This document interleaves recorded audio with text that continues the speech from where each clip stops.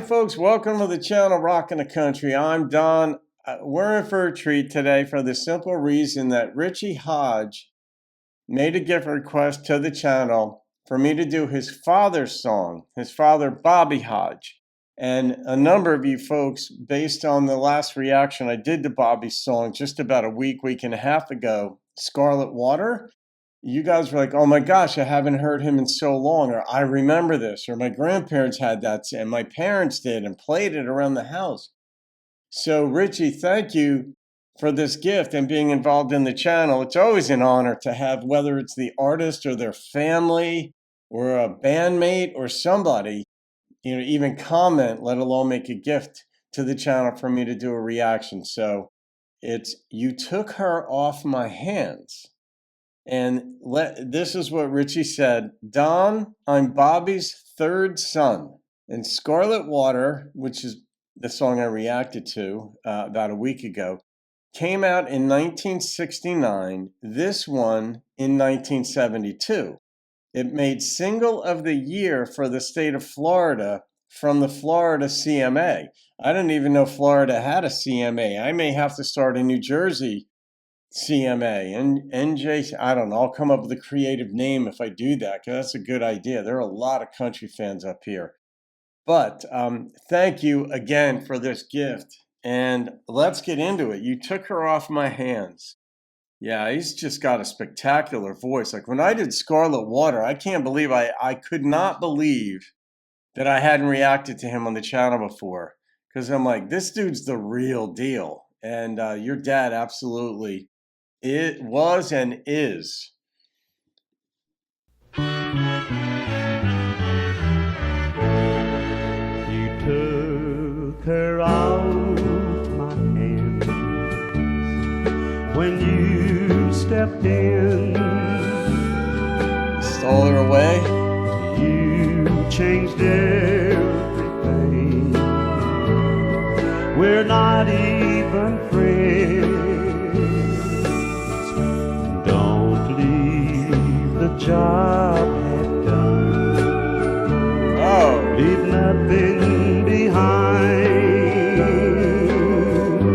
You took her out my hands. Now please take her out my mind. Oh, that's brilliant. Please take her photograph engraved on so blue, and take all her memories. She now belongs to you. Did your dad write this, Richie? Don't leave the job I've done. Leave nothing behind. You took her. Please take her off my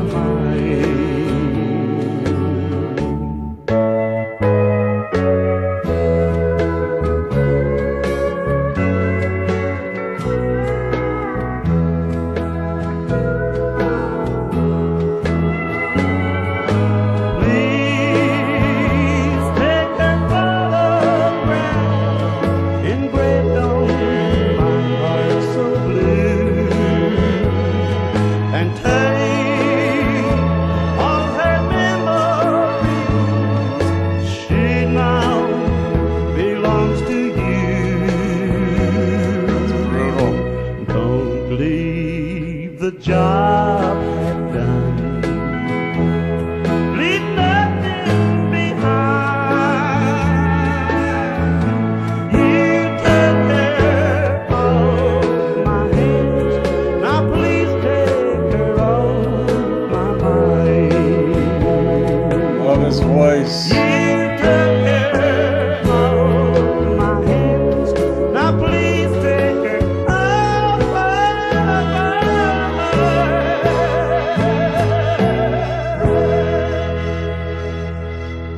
Good Lord. I've spoken so many times on the channel about the difference. Like I contrast human memory versus, say, animals, to whatever we can attribute. And there are a lot of studies that have been done on the sorts of memory that animals have. And they don't have, well, they have some working memory, but they don't, generally, they don't have episodic memory and so on. They can, dogs remember where their food bowl is, the smell of their owner and such. So, but humans have memories that keep us, that allow us to enjoy prior events, like when our team won a championship, or when we got engaged, or first time saw the woman that we fell in love with, or the guy that we fell in love with, whatever. And but it also enables us to remember pain and painful things, and we can't get those off our minds. And what is that about?